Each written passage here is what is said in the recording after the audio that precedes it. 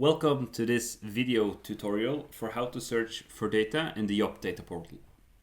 Let's navigate to the search interface, and here we can start constructing our search. So we can use the full text search, and this field also supports logical operators like and or. You can choose data collection period, you can choose bounding box, and then it's convenient to use the map client on the right hand side. You can also change projection.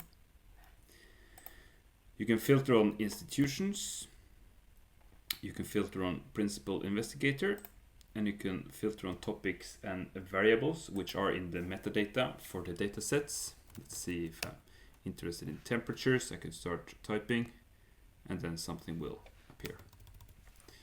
Let's say I'm interested in the synoptic weather stations over Svalbard. Then I can use the full text search, and I can use the quotation marks and type synoptic, and I can search. And this are my results. I also change projection here. You can also refine your search by clicking the back to search.